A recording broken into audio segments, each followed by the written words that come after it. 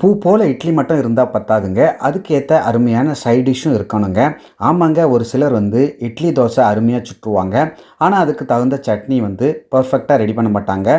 அதுவும் வந்து ஆரோக்கியம் நிறைந்த ஒரு அருமையான சட்னி வந்து இன்றைக்கி நம்ம ரெடி பண்ண போகிறோம். நாம் செய்யக்கூடிய இந்த சட்னி வந்து உடலில் உள்ள பிரச்சனைகளை தீர்க்கிறது மட்டுமல்லாமல் உடலுக்கு தேவையான அனைத்து சத்துக்களையும் அள்ளித்தரக்கூடிய ஒரு அருமையான சட்னியாக அமையப்போகுது. இது பிகினர்ஸ்க்காக நான் தெளிவாக சொல்லித்தர போகிறேன்.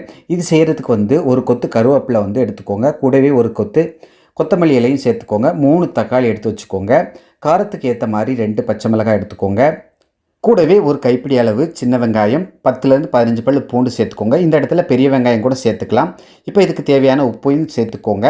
அடுத்ததாக இதுக்கு ஒரு வரமிளகாய் சேர்த்துக்கிறேன். டேஸ்ட்டை அதிகப்படுத்த ஒரு சின்ன துண்டு புளி சேர்த்துக்கிறேன். இப்போ வந்து அடுப்பில் ஒரு கடாய் வச்சுக்கோங்க. அதில் வந்து 2.5 டேபிள் ஸ்பூன் ஆயில் சேர்த்துக்கோங்க. ஆயில் ஓரளவு சூடானதும் அதில் நம்ம உரித்து வச்ச சின்ன வெங்காயத்தை சேர்த்துட்டு ஓரளவு வதக்கி விடுங்க. இந்த அளவு வதங்கின உடனே இது கூட வந்து நம்ம எடுத்து வச்ச அந்த பூண்டை சேர்த்துக்கோங்க. பூண்டு மேக்ஸிமம் நிறையா சேர்த்துக்கோங்க. அடுத்ததாக கூடவே காரத்துக்கு பச்சை மிளகாய், காஞ்ச மிளகாயும் சேர்த்துட்டு நல்லா வதக்கி விடுங்க. ரெண்டும் வந்து ஓரளவு வதங்கினா போதும். அடுத்ததாக இது கூட வந்து ஒரு சிலு தேங்காய் வந்து பொடிசாக கட் பண்ணி சேர்த்துக்கிறேன். நான் முன்னாடி வந்து தேங்காவை காட்டலை.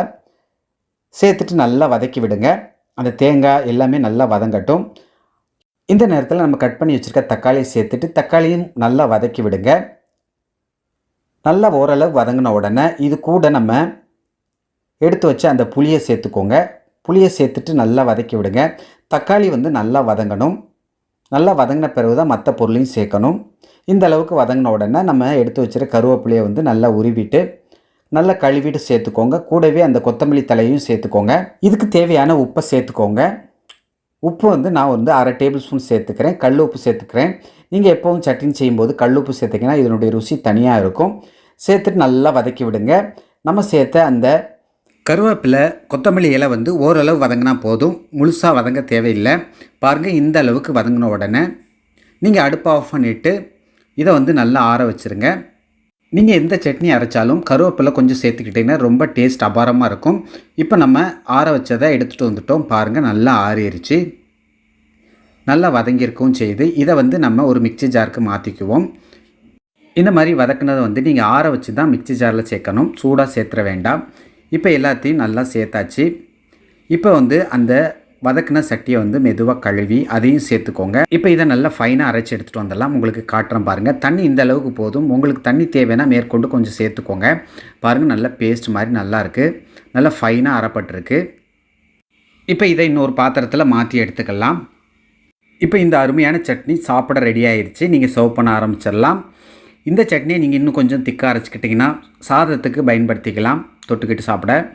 நான் வந்து இட்லி தோசைக்கு பயன்படுத்திக்கிறேன். இந்த சட்னியோட வந்து சுட சுட இட்லி சுட்டு தொட்டுக்கிட்டு சாப்பிட்டிங்கன்னா ரொம்ப அபாரமாக இருக்கும்.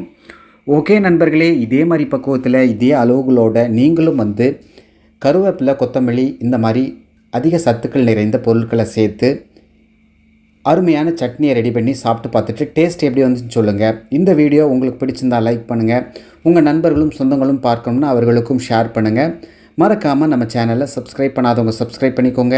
ஃபாலோ பண்ணாதவங்க ஃபாலோ பண்ணிக்கோங்க. ஓகே நண்பர்களே, எல்லோரும் பாதுகாப்பாக இருங்க.